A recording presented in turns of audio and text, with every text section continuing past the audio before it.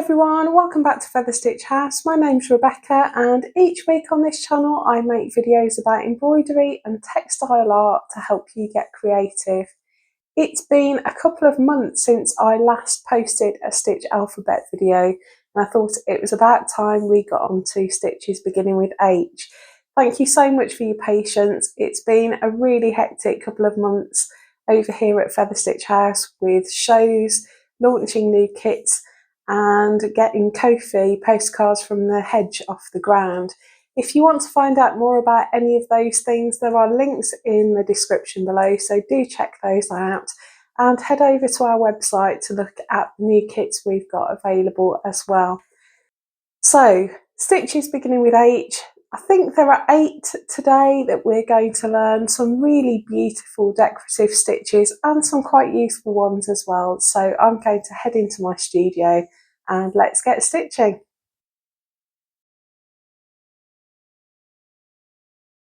Okay, we're going to kick off with one of my favourite stitches, that's herringbone stitch. I have threaded some pearl cotton into my needle and I've got my natural linen in my hoop and I've stretched it drum tight, and that way you get a nice tension on your stitches and your thread won't pucker. So for herringbone stitch I've drawn these 2 parallel lines. I'm going to start in the middle of the 2 lines and I'll end in the middle as well. We're going to make a diagonal stitch up, but before we pull our thread through we're just going to hook the needle a little way back. So I've come back about ½ centimetre there and then we pull through.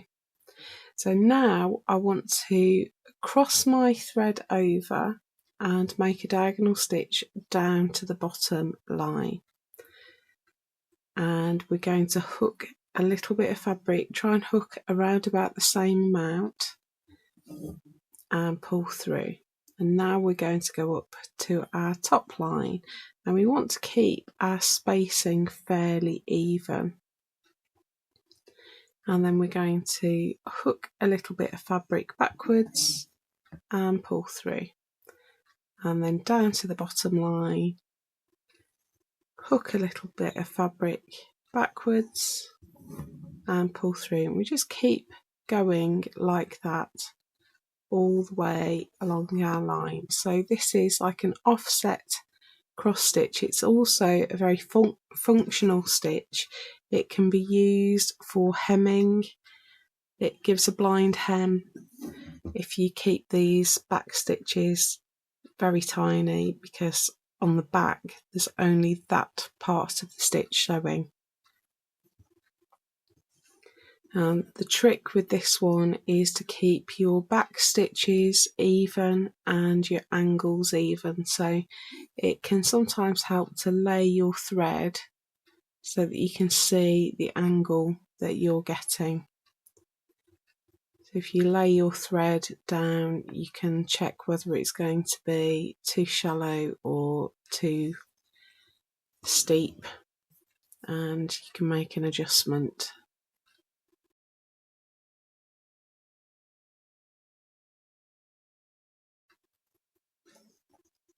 And when we reach the end of our line we're going to make it even up with the bottom, and I think if you start going up you should end going up as well, and you get a nice balance to your line if you do that. So that is herringbone stitch. Now it is possible to double this up. So I've got a second colour and we're going to start in the same place. So I'm going to come up just at the point of that first stitch and we're going to go in the opposite direction. So I went up first, I'm going to go down first now, and I want my back stitch to sit directly under that blue one. And when I go up to the next line I want to sit my back stitch directly above this one.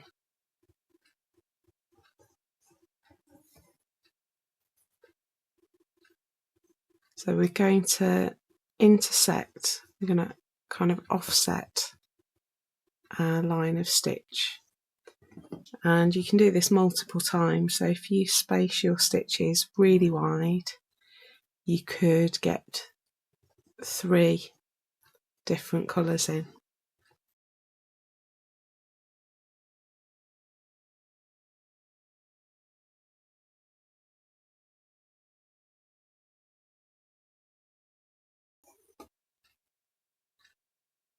And at the end we're going to finish in the same place as well.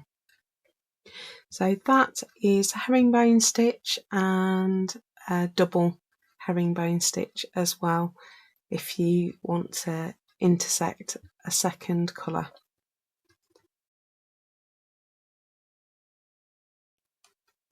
Our next stitch is a really simple one. This is called Holbein stitch, and I'm going to work it right to left just because it's easiest for me. It's essentially running stitch, but it creates the look of back stitch without the funky back. So you get exactly the same stitch on the front and on the back of your work. So we're going to make a running stitch, making sure the spaces between our stitches are the same length as the stitches themselves.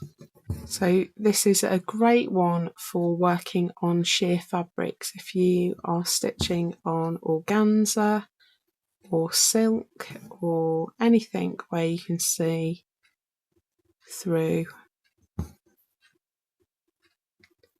this is a brilliant stitch for that kind of fabric. So your first line of stitches you need to be particularly careful with. We're going to work along our line.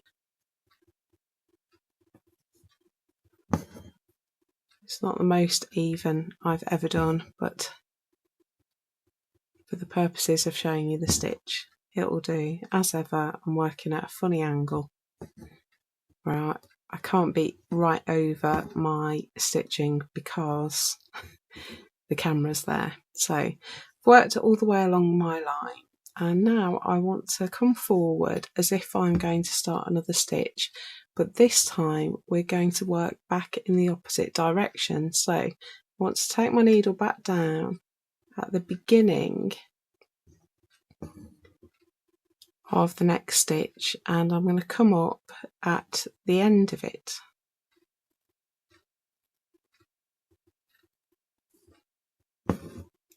And then I am going to go back down at the beginning of the next stitch and come up at the end of it, and we basically work our running stitch back along the same line in the opposite direction, filling in the gaps that we've left.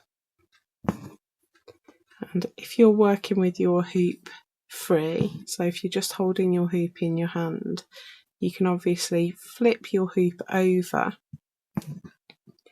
and check your needle placement on the back so that you get a super neat finish, but I can't do that because it's fixed in place while I'm filming. So that is Holbein stitch.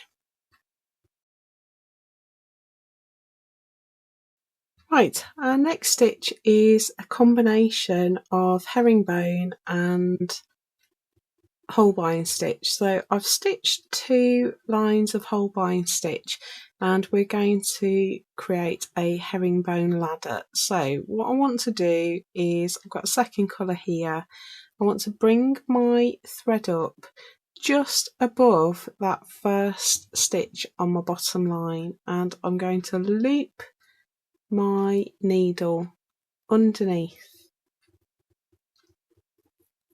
like that, and I want to make sure, just untwist that loop, I want to make sure that my thread is over the top like that. So we just make a little loop, I don't want a knot. So now I want to go to my top line and I want to come down from up above that first stitch and make sure my needle passes over the top of the working thread like that. That makes a little loop around my Holbein stitch. So now I come down to the bottom line, I want to go up from below the stitch underneath it, making sure my needle passes over that working thread. Then up to the top line, I want to come down from above, making sure my needle passes over the working thread. And so we're basically weaving our herringbone stitch. Our back stitch is essentially this loop underneath the Holbein stitch, and we work our way along just in the same way.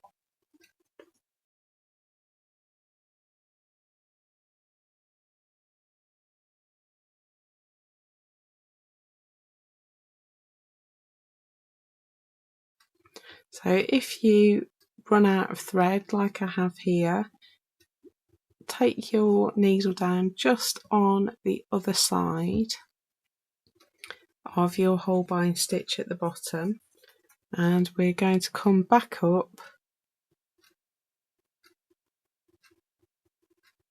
just above that Holbein stitch so it looks like the thread's wrapped around, and then we carry on where we left off like nothing happened. So this is a great stitch for edging and decoration, but it can also be used to bridge the gap between two pieces of fabric. So if you're using this in your slow stitch work, if you put one line of Holbein stitch on one fabric and the other on a second piece of fabric, in the gap between them you will have a lovely decorative line.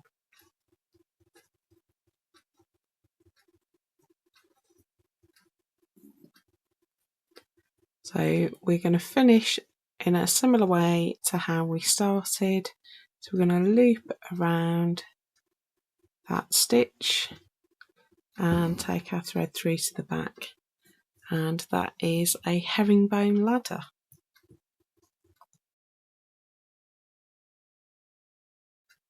Right, so we're going to work our next stitch vertically, and it's called heavy chain stitch. So this is a variation on a reverse chain stitch. We're going to bring our thread up at the top of our line and make a tiny little anchor stitch, so a tiny straight stitch just at the top there. Then we're going to come down one stitch length and we're going to slide our needle underneath that little anchor stitch that we started with and go back down at the point where we came in. So this is almost like a reverse chain stitch so far. So with a normal chain stitch you'd start by coming out, looping round, and then you'd make your anchor stitch, but here we start with the anchor stitch and loop under it. Then we're going to come down a little way on our line just below that first stitch, and we're going to slide through that anchor stitch again like that, and then go back down through the same hole. So that's how we start off. Now we continue by making double stitches all the way along. So this time I want to slide my needle through that first chain stitch and back down the same hole. Then we come down a little way again, and this time I want to slide under my second chain stitch. So just have to find it on my fabric. So you need to look for the point where the threads go back through the fabric. That's where you're going to find your anchor point. And then we come down a little way, and I want to slide under the next chain stitch. So essentially we're putting 2 chains through every anchor point, the original chain and then the new chain that we're making. And we work down our line, so we're always looking, hopefully you can see this is where my last stitch ended, we're looking for the next anchor point up, and that's where we take our thread through. We want to keep our spacing as even as possible. So this stitch gives the chain stitch effect, but a much stronger line, and it sticks out from the fabric more as well. So you get a more sort of raised stitch as well.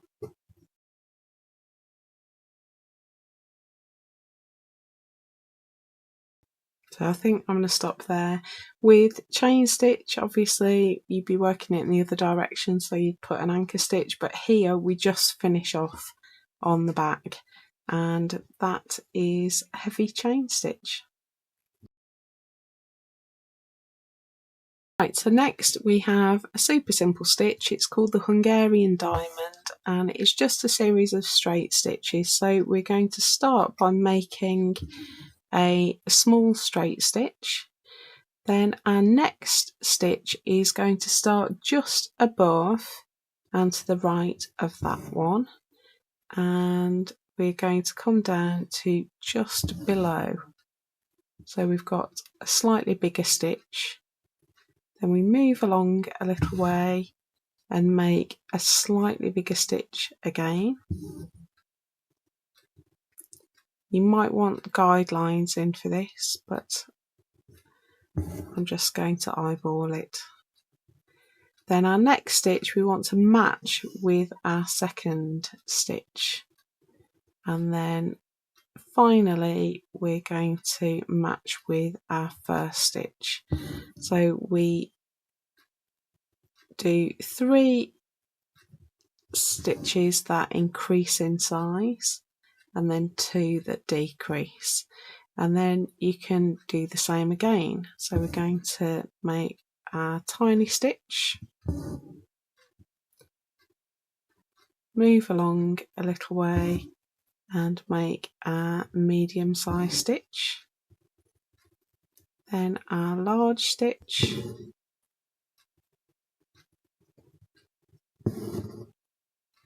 then our medium size stitch.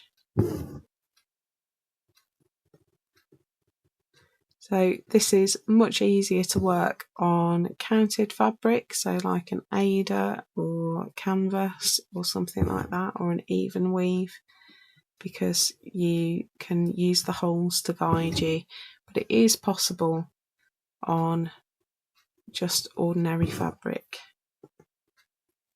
And again, these might not be perfectly even because I can't get directly above my stitching, but hopefully you get the idea.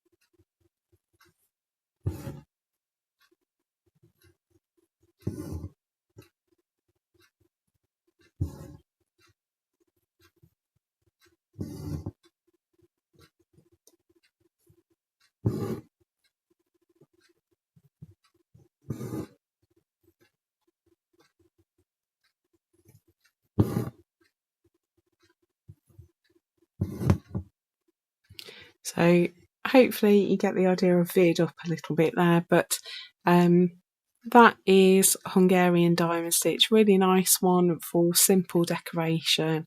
Would make a lovely edging stitch as well. So that's Hungarian diamond stitch.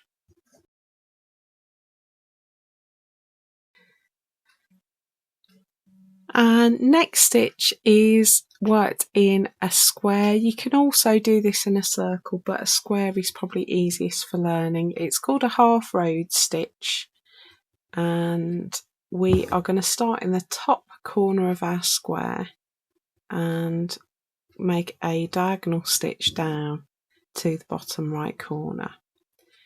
Then we're going to come up just to the left of that stitch we just made and take our needle up and go down just to the right of the stitch on the top line, and so that makes a really long shallow cross stitch. And we're going to move along our top line a little way just to the right, and we're going to come down just to the left of our stitch on the bottom line. Now you can loop round like satin stitch if you want to, but it's very thread hungry, so this is a way that you can conserve your thread a little bit. So we're just going to keep on doing that. So we're always going to the right on the top line, we're always going to the left on the bottom line, and you should be able to see that this lovely little twist is starting to form in the middle of our stitch. It's a really pretty three-dimensional stitch.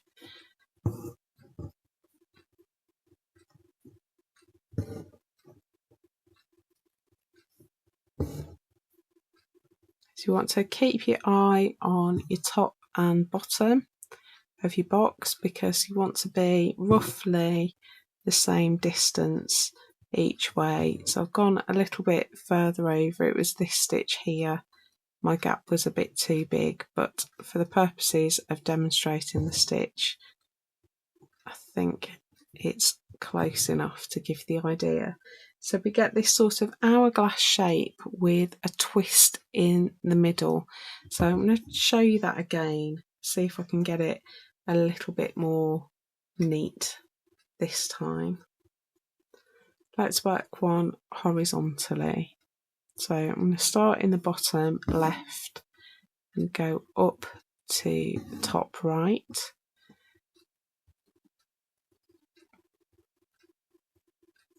Come a little way across to the right and across to the other side. So this is up and down. So I've worked a little way up and a little way down on the opposite line, a little way down and a little way up. So again, we're getting our little twist happening in the centre. So really simple in construction, but looks very technical, looks very effective.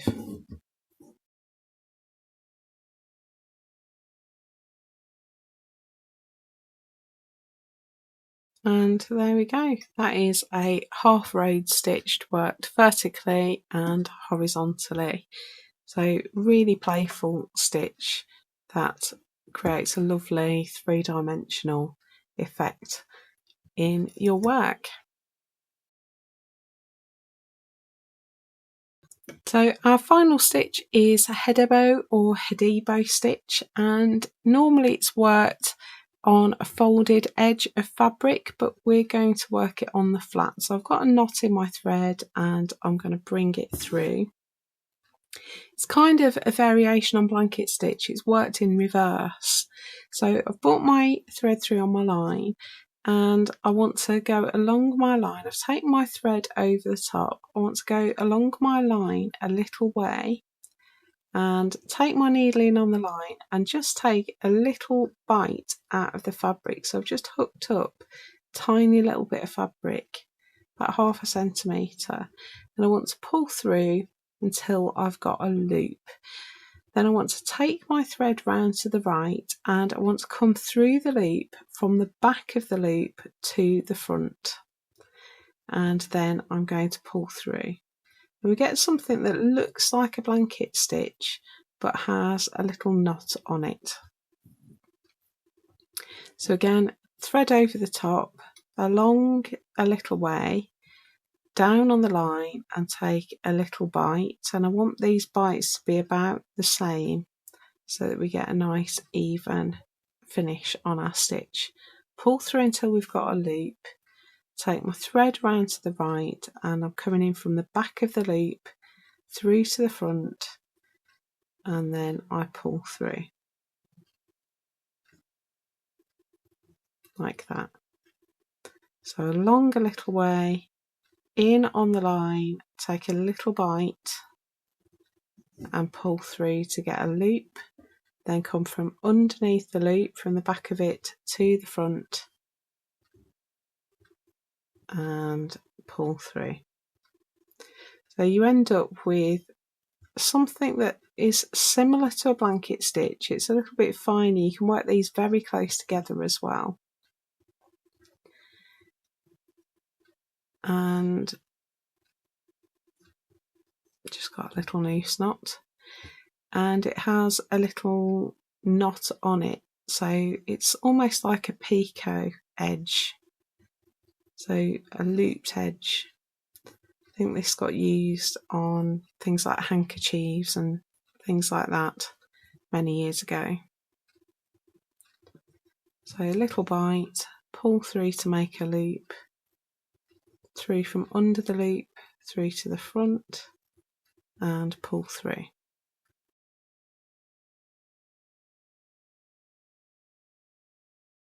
Here we go. When you have finished, we just hop over our last little knot and pull through to the back.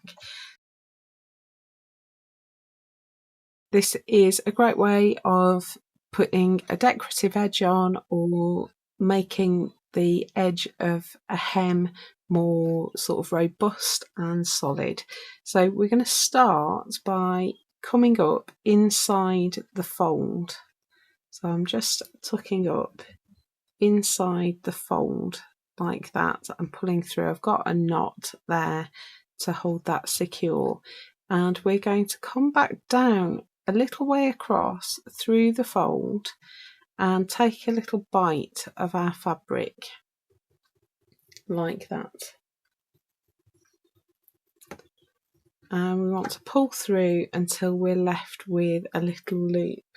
And then we're going to scoop our thread around and bring our needle back over the top and through the loop, making sure we pass over our working thread like that.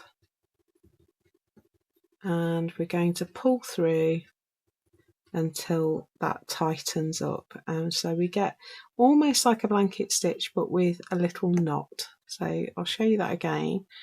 So we're going to come a little way along, take a bite out of our fabric. So we're going in at the fold and out a little way down. Pull through until we've got a little loop.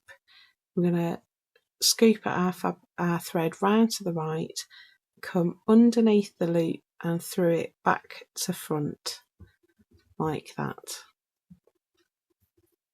And then pull through like that. So we ended up with a little sort of almost like a picot at the edge with a little knot in it. So again, down through the fold, take a bite out of the fabric.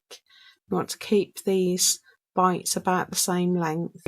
I've pulled through to my loop. I'm going to come in from above my loop back to front and pull through like that. So you want to try and keep these little bites about the same length so that you get a neat edge. So again, along, down through the fold, take a bite out of the fabric, pull through until you've got a loop, and then come from the back of the loop through to the front and pull tight, and we just work our way along the edge just like that.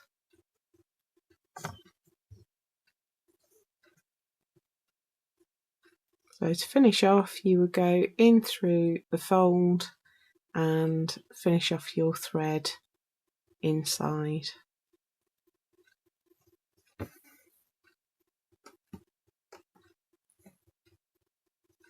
So that's our stitches beginning with H. We've got a herringbone stitch and we've got it doubled up. We've got Holbein stitch, herringbone ladder stitch, heavy chain stitch, Hungarian diamond stitch, half Rhodes stitch, and Hedebo stitch.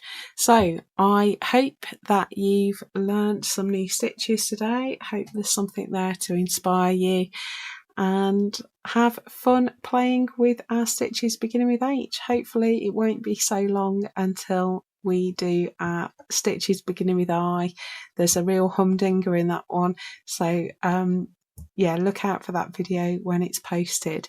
Thanks so much for watching, and I will be back soon with another video. So happy stitching, take care, and I'll see you next time. Bye.